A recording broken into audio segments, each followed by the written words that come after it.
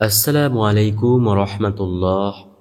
আজ সেহরির পূর্বে কোনো ব্যক্তি যদি এই 5টি ইস্তিগফারের আমল করতে পারে, আল্লাহ সুবহানাহু ওয়া তাআলা তার জীবনের সকল গুনাহগুলো ক্ষমা করে দেবেন।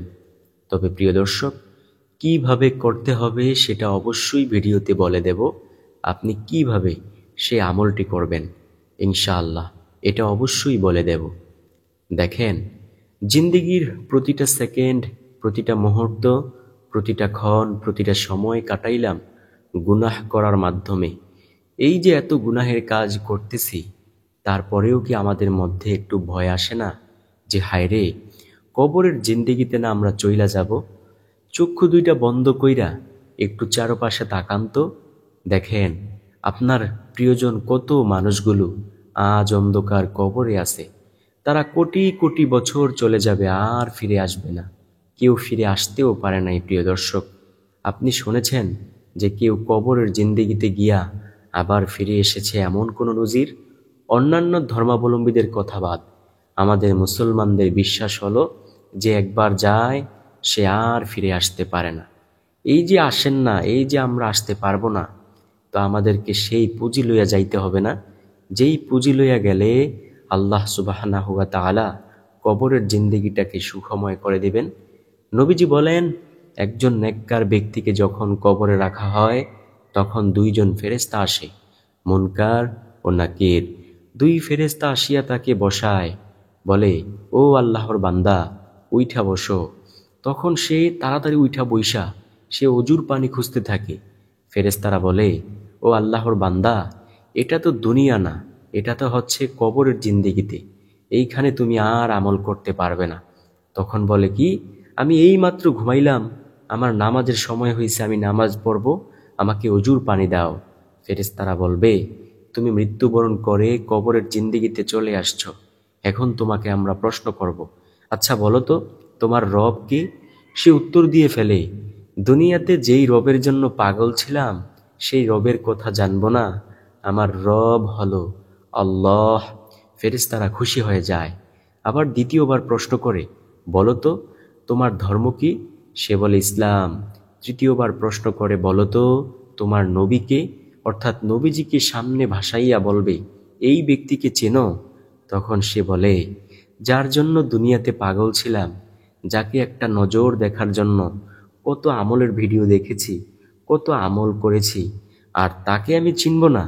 তিনিই তো আমাদের উম্মতের কাণ্ডারি, মায়ার নবী সাল্লাল্লাহু আলাইহি ওয়াসাল্লাম। আল্লাহ রাব্বুল আলামিন সাথে সাথে গায়বীভাবে আওয়াজ দেন, ও আমার ফেরেশতারা, আমার এই বান্দাকে আর ডিস্টার্ব করিও না, তাকে তোমরা আজকে জান্নাতের বিছানা বিছিয়ে দাও, তার কবরটাকে এত দূর পর্যন্ত চওড়া করে দাও যত দূর পর্যন্ত তার চোখটা যায়, তোমাদের চোখটা যায়। সুবহানাল্লাহ, আল্লাহু আকবার। প্রিয় দর্শক, তখন সে কবরের মধ্যে সারা বছর সারাক্ষণ শুধু এই জান্নাতের নাজ নেয়ামত ভোগ করতে থাকবে। আল্লাহু আকবার। এমন জান্নাতে যাইতে চান? যদি যেতে চেয়ে থাকেন, তাহলে আমাদের প্রথম কাজ হলো আমাদের গুনাহগুলো ক্ষমা করানো। পক্ষান্তরে একজন বদকারকে যখন কবরে রাখা হয়, তখন ফেরেশতারা আইসা প্রশ্ন করে, ওই আল্লাহর বান্দা উঠো, আচ্ছা বলো তো, তোমার ধর্ম কি, তোমার রব কে, তোমার নবী কে? সে বলে, আমি কিছুই জানি না। জানবে কিভাবে? জানবে কি ঘোড়ার ডিম? সে তো আর দুনিয়াতে তো আর নবীজিকে মানে নাই, আল্লাহ তাআলাকে মানে নাই, তারপর ইসলামের পথ অনুসরণ করে নাই, সে তো কিছুই করে নাই। সে বলে, আমি কিছুই জানি না। আল্লাহ রাব্বুল আলামিন সাথে সাথে গায়বীভাবে আওয়াজ দিবেন, ও আমার ফেরেশতারা, এই নাফরমানটা দীর্ঘ 40 বছর, 60-70 বছর, 20 বছর, 30 বছর আমি আল্লাহর সব নিয়ামত ভোগ করার পরেও আমি আল্লাহকে একটু রব বলিয়া স্বীকার করে নাই। সে দুনিয়াতে উল্টো আমার নাফরমানি করেছে। আজকে তোমরা তাকে ধরো, তার কবরটাকে জাহান্নামের আগুন দ্বারা ভরপুর করে দাও। সঙ্গে সঙ্গে জাহান্নামের আগুনের দ্বারা কবরটা ভরপুর হয়ে যাবে। নবীজি বলেন, দুনিয়ার আগুন শুধু একটা জায়গায় লাগলে ওই জায়গাটাই শুধু পুড়ে, কিন্তু জাহান্নামের আগুন এমন, একটা জায়গায় লাগবে কলিজা পর্যন্ত ভুনা হয়ে যাবে। নাউজুবিল্লাহ। শুধু ভুনাই হবে না, পায়খানার রাস্তা দিয়ে বের হয়ে যাবে। প্রিয় দর্শক, জাহান্নামের আগুন এতটাই তেজস্বী আগুন, আল্লাহ রাব্বুল আলামিন আমাদেরকে সেই জাহান্নামের আগুন থেকে বাঁচাইয়া দিক। আমিন সুম্মা আমিন। তারপর নবীজি সাল্লাল্লাহু আলাইহি ওয়াসাল্লাম বলেন, আল্লাহ তাআলা আওয়াজ দিবেন, ও আমার ফেরেশতারা, এই কবরটাকে সংকীর্ণ করে দাও। নবীজি বলেন, কবরের দুই পাশের মাটির এমন চাপ শুরু হবে, এক পাঁজরের হাড় অপর পাঁজরে ঢুকে যাবে। নাউজুবিল্লাহ, নাউজুবিল্লাহ। প্রিয় দর্শক, বুঝতে পেরেছেন কেমন ভয়ঙ্কর হবে সেই কবরের জিন্দেগিটা? তো ইনশাআল্লাহ আশা করি এই 5টি ইস্তেগফারের আমল সুন্দরভাবে শিখা পরবর্তীতে নিয়মিত আমরা এই 5টি ইস্তেগফারের আমল করব। তো চলুন, সর্বপ্রথম নাম্বার যেই ইস্তেগফারের আমলের কথা বলবো সেই ইস্তেগফারটা হলো রব্বি গিফিরিলি, রব্বি গিফিরিলি, রব্বি গিফিরিলি। এর অর্থ, আল্লাহ আমাকে ক্ষমা করে দেন, আমাকে মাফ করে দেন। আমি প্রায় সময় একটা কথা বলে রাখি যে আল্লাহর কাছে যে যা চায় আল্লাহ থেকে সে তাই পায়। আপনি যদি চান যে আপনি গুনাহের দিকে যাইবেন, আল্লাহ আপনাকে বাধা দেবে না, কারণ আল্লাহ কিন্তু আপনাকে ছেড়ে দিয়েছেন। তবে কিন্তু আল্লাহ শেষ পর্যন্ত নাটাইটা আল্লাহর হাতেই রেখেছেন। যখন সময় হয়ে যাইব সাথে সাথে নাটাইটা টান দেব, আপনি আমি কবরের জিন্দেগিতে চইলা যাইতে হবে। কিন্তু দুনিয়াতে বাইচা থাকতে আমরা ইচ্ছা করলে গুনাহের দিকে যেতে পারবো, নেকের দিকেও যেতে পারবো। তা আমরা যদি বেশি বেশি পরিমাণে আল্লাহর কাছে বলি, আল্লাহ আমাকে ক্ষমা করে দেন, আল্লাহ বলেন আমি তোমাকে ক্ষমা করে দিতে প্রস্তুত। হাদিসের মধ্যে এসেছে, কোনো ব্যক্তি যদি একটা বার আল্লাহকে ডাক দেয়, আল্লাহ সেই ডাকের জবাব দেন 70টা বার। সুবহানাল্লাহ। আল্লাহ শুধু বলতে থাকে, ও বান্দাবান্দি, কি হয়েছে তোমার, কি প্রয়োজন তোমার, বলো। রিজিক দরকার, বলো, আমি আল্লাহ রিজিক দান করব। টাকা পয়সা দরকার, বলো, আমি আল্লাহ টাকা পয়সা দান করব। দুনিয়ার ছাতামাতার দিকে চেয়েও না, আমার কাছে চাও, আমি আল্লাহর কাছে যা চাইবা তাই পাইবা। সুবহানাল্লাহ, আল্লাহু আকবার। প্রিয় দর্শক, বেশি বেশি পরিমাণে বলবো রব্বি গিফিরিলি, রব্বি গিফিরিলি, রব্বি গিফিরিলি। অর্থাৎ আল্লাহ আমাকে ক্ষমা করে দেন, আমাকে মাফ করে দেন, আমাকে ক্ষমা করে দেন। আল্লাহ বলেন, আমি সাথে সাথেই তোমার গুনাহগুলো ক্ষমা করে দিয়ে পেছনে যেই গুনাহের কাজগুলো করেছিলে সেইগুলোকে সহ নেক দ্বারা পরিপূর্ণ করে দেব। সুবহানাল্লাহ, আল্লাহু আকবার। প্রিয় দর্শক, দ্বিতীয় নাম্বার ইস্তেগফার হলো সাইয়্যিদুল ইস্তেগফার। কোন সাইয়্যিদুল ইস্তেগফার? যেই সাইয়্যিদুল ইস্তেগফার সম্পর্কে নবীজি সাল্লাল্লাহু আলাইহি ওয়াসাল্লাম বলেন, মানুষ মৃত্যুবরণ করে দুইটা সময়ে। কোনো ব্যক্তি যদি সকালবেলা একবার সাইয়্যিদুল ইস্তেগফার পাঠ করে, সে যদি সন্ধ্যা হওয়ার আগেই মারা যায় তবে সে জান্নাতি হবে। আবার কোনো ব্যক্তি যদি সন্ধ্যাবেলা একবার সাইয়্যিদুল ইস্তেগফার পাঠ করে, সে যদি সকাল হওয়ার আগেই মারা যায় তবে সেও জান্নাতি হবে। সুবহানাল্লাহ। প্রিয় দর্শক, জানতে ইচ্ছে করে কোনটা সাইয়্যিদুল ইস্তেগফার? তো চলুন আমরা জেনে নেই। সাইয়্যিদুল ইস্তেগফার হলো আল্লাহুম্মা আনতা রব্বি লা ইলাহা ইল্লা আনতা খলাকতানি ওয়া আনা আবদুকা ওয়া আনা আলা আহদিকা ওয়া ওয়াদিকা মাস্তাতাতু আউযু বিকা মিন শাররি মা সানাতু আবউ লাকা বিনি'মাতিকা আলাইয়া ওয়া আবউ লাকা বিযামবি ফাগফিরলি ফাইন্নাহু লা ইয়াগফিরুয যুনুবা ইল্লা আনতা। এটাই হলো সেই সাইয়্যিদুল ইস্তেগফার। নবীজি বলেন, কেউ যদি সকালবেলা একবার সাইয়্যিদুল ইস্তেগফার পাঠ করে, সে যদি সন্ধ্যা হওয়ার আগেই মারা যায় তবে সে জান্নাতি হয়। আবার কেউ যদি সন্ধ্যাবেলা একবার সাইয়্যিদুল ইস্তেগফার পাঠ করে, সে যদি সকাল হওয়ার আগেই মারা যায় তবে সে জান্নাতি হয়। সুবহানাল্লাহ। তো প্রিয় দর্শক, আমরা প্রতিনিয়ত সকালে ও সন্ধ্যায় সাইয়্যিদুল ইস্তেগফার পাঠ করব। আল্লাহ রাব্বুল আলামিন আমাদের গুনাহগুলো তো ক্ষমা করবেনই, এবং আমরা যদি ওই দিন ওই রাতে মারা যাই, আল্লাহ আমাদেরকে জান্নাত নামক শ্রেষ্ঠ সম্পদ দান করবেন ইনশাআল্লাহ, ইনশাআল্লাহ। দেখেন, আমাদের ফেসিলিটি কিন্তু অনেক বেশি। অন্যান্য নবী রাসূলদের উম্মতেরা একটা নির্দিষ্ট জায়গায় যায় ক্ষমা চাওয়া লাগতো, আদম আলাইহিস সালামের জামানার উম্মতেরা একটা নির্দিষ্ট জায়গায় গিয়ে ক্ষমা চাইতো, নবী মুসা আলাইহিস সালামের জামানার উম্মতেরা একটা নির্দিষ্ট জায়গায় গিয়ে ক্ষমা চাইতো। কিন্তু আমাদের কি কোনো নির্দিষ্ট জায়গায় যাওয়া লাগে? যেইখানে বৈশাই আমরা বলি আল্লাহ ক্ষমা করে দাও, আল্লাহ বলেন আমি সাথে সাথেই আমার বান্দাবান্দির গুনাহগুলো ক্ষমা করে দেই। এর কারণ কি? এর কারণ হলো আমরা আখিরি নবীর উম্মত। সুবহানাল্লাহ, আল্লাহু আকবার। প্রিয় দর্শক, বুঝতে পেরেছেন কোন নবীর উম্মত আমরা? তো আমরা বেশি বেশি পরিমাণে এই সাইয়্যিদুল ইস্তিগফার পাঠ করার মতো চেষ্টা করব। আল্লাহ আমাদেরকে সেই তৌফিক দান করুক। তৃতীয় নাম্বার যে ইস্তিগফারের আমল, সেই ইস্তিগফারটা হলো, আমরা সবাই এটা পারি, আস্তাগফিরুল্লাহ রব্বি মিন কুল্লি যামবি ওয়া আতুবু ইলাইহি লা হাওলা ওয়ালা কুওয়াতা ইল্লা বিল্লাহ। আমি আবার বলছি, আস্তাগফিরুল্লাহ রব্বি মিন কুল্লি যামবি ওয়া আতুবু ইলাইহি লা হাওলা ওয়ালা কুওয়াতা ইল্লা বিল্লাহ। আখির নবী মুহাম্মদুর রাসূলুল্লাহ সাল্লাল্লাহু আলাইহি ওয়াসাল্লাম বলেন, কোনো ব্যক্তি যদি ইস্তিগফারের আমল করে আল্লাহ তাকে বিশেষ কয়েকটি পুরস্কার দান করেন। সূরা নূহ এর মধ্যে এই পুরস্কারগুলো উল্লেখ করা হয়েছে।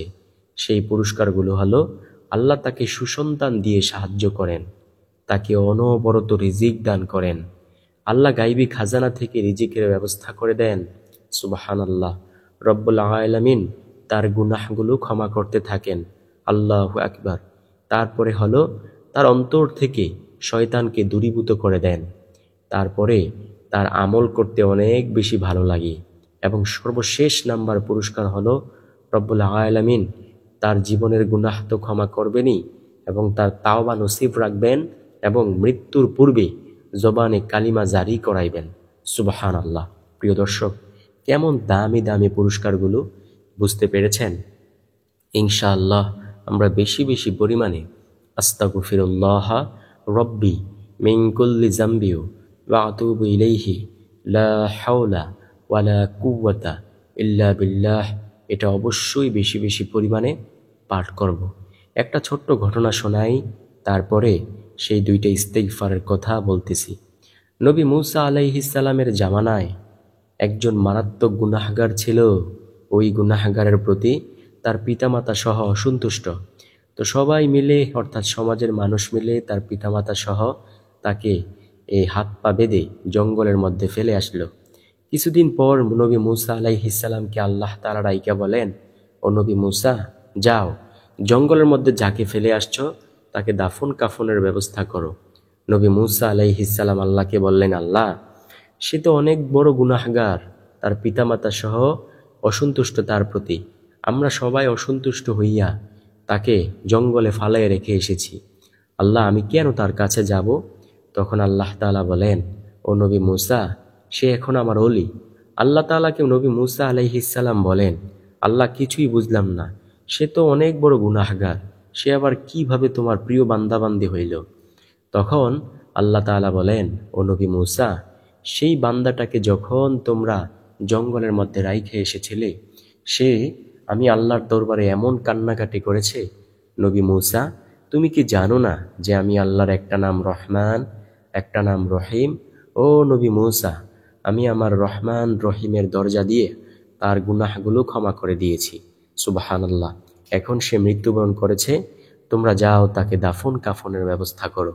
নবী মুসা আলাইহিস সালাম সাথে সাথে একটা দৌড় দিলেন অন্যান্য মানুষদেরকে নিয়ে, তারপর তাকে জানাজা দাফন কাফন করাইলেন। সুবহানাল্লাহ। প্রিয় দর্শক, এমনইভাবে বহু বড় বড় পাপীকে আল্লাহ সুবহানাহু ওয়া তাআলা যুগে যুগে ক্ষমা করে দিয়েছেন। আমাদেরকে কেন ক্ষমা করবেন না? আমরা তো হচ্ছি আখিরি নবীর দামি উম্মত। সুবহানাল্লাহ। চতুর্থ নম্বরের যে ইস্তিগফারের কথা আপনাদেরকে বলবো, সেই ইস্তিগফারটা হলো, রব্বানা যালামনা আনফুসানা ওয়া ইল্লাম তাগফির লানা ওয়া তারহামনা লানাকুনান্না মিনাল খাসিরিন। হযরত আদম আলাইহিস সালাম ও হাওয়া আলাইহাস সালাম যখন জান্নাতে ছিলেন, তখন আল্লাহ তাদেরকে নিষেধ করেছিলেন, এই বৃক্ষের কাছে যেও না, এই বৃক্ষটার নাম হলো গন্ধম গাছ। এই বৃক্ষের যদি ফল খেয়ে ফেলো তাহলে কিন্তু সমস্যা হবে। আদম আলাইহিসসালাম ও আম্মাজান হাওয়া আলাইহাসসালাম শয়তানের প্ররোচনায় পড়ে তারা বৃক্ষের একটু ফল খেয়ে ফেলল, আর তাতে আল্লাহ রাগ হয়ে তাদেরকে দুনিয়াতে জান্নাত থেকে পাঠিয়ে দিলেন। জান্নাত থেকে পাঠানোর পর পৃথিবীর এক মাথায় একজনকে, ওই মাথায় আরেকজনকে রাখলেন। তারা দীর্ঘ 350 বছর অজোহর দ্বারায় কান্না করেছিল, আর বেশি বেশি পরিমাণে তারা বলেছিল, রব্বানা যালামনা আনফুসানা ওয়া ইল্লাম তাগফির লানা ওয়া তারহামনা লানাকুনান্না মিনাল খাসিরিন। রব্বুল আলামিনের কাছে এই আয়াতখানা এতটাই পছন্দ হয়েছে যে আল্লাহ পবিত্র কোরআনুল কারীমের মধ্যে এই আয়াতটা দিয়ে দিয়েছেন। সুবহানাল্লাহ, আল্লাহু আকবার। তাই প্রিয় দর্শক, এই ইস্তিগফার সম্পর্কিত আয়াতটা, অর্থাৎ রব্বানা যালামনা আনফুসানা ওয়া ইল্লাম তাগফির লানা ওয়া তারহামনা লানাকুনান্না মিনাল খাসিরিন, বেশি বেশি পরিমাণে আমরা অবশ্যই পাঠ করব ইনশাআল্লাহ। তারপর সর্বশেষ নাম্বার আমলের কথা বলি, তারপরে আপনাদেরকে বলবো কিভাবে পাঠ করবেন সেই সম্পূর্ণ নিয়ম। সর্বশেষ নাম্বার ইস্তিগফার হলো আস্তাগফিরুল্লাহ, আস্তাগফিরুল্লাহ, আস্তাগফিরুল্লাহ। আখির নবীর সাহাবীরা বলেন, ও দুনিয়ার মানুষ শোনো, নবীজি সাল্লাল্লাহু আলাইহি ওয়াসাল্লাম যখন ফরজ সালাতের সালাম ফিরাইতেন তখন তিনি 3 বার বলতেন, আস্তাগফিরুল্লাহ, আস্তাগফিরুল্লাহ, আস্তাগফিরুল্লাহ। প্রিয় দর্শক, যদি নবীজিকে অনুকরণ করতে ইচ্ছা করে তাহলে সালাম ফেরানোর পর সাথে সাথেই 3 বার বলবেন, আস্তাগফিরুল্লাহ, আস্তাগফিরুল্লাহ, আস্তাগফিরুল্লাহ। দেখেন, ইস্তিগফার কইরা জীবনে কেউ ঠকে নাই। নবীজি বলেন, আমি নবী দৈনিক 100 বার তাওবা ইস্তিগফার করি। একটু ভাইবেন তো, যেই নবীর কোনো গুনাহ নাই, যেই নবী একেবারে নিষ্পাপ বেগুনা মাসুম, সেই নবী যদি দৈনিক এতবার তাওবা ইস্তিগফার করতে পারে তাহলে আমাদের কি পরিমাণ তাওবা ইস্তিগফার করা দরকার। এবার বলি কিভাবে পড়বেন। সাহারির পূর্বে ইনশাআল্লাহ আকাশের দিকে তাকাইবেন। তাকাইয়া সর্বপ্রথম নবীজির উপর কয়েকবার দরুদ শরীফ পাঠ করবেন, সাল্লাল্লাহু আলাইহি ওয়াসাল্লাম, সংক্ষিপ্ত এই দরুদ। এইবার 5টি ইস্তিগফার সুন্দরভাবে ধারাবাহিকভাবে পাঠ করবেন। আবার নবীজির প্রতি কয়েকবার দরুদ পাঠ করবেন। পাঠ করিয়া মুনাজাত ধরবেন। মুনাজাত করিয়া আল্লাহর কাছে কান্নাকাটি করবেন যে, আল্লাহ, তাওবার মতো তাওবা করলাম, আর জীবনেও গুনাহের কাজ করব না, আমাকে ক্ষমা করে দাও। আল্লাহ অবশ্যই সেই গুনাহগুলোকে ক্ষমা করে দেবেন। নবীজি বলেন, শুধু গুনাহই ক্ষমা করবেন না, পেছনে যত গুনাহের কাজগুলো করেছিলে সেই কাজের সমপরিমাণ নেক আল্লাহ তোমাদের আমল নামায় দিয়ে দিবে। সুবহানাল্লাহ, আল্লাহু আকবার। প্রিয় দর্শক, এতটাই দামি আমলগুলো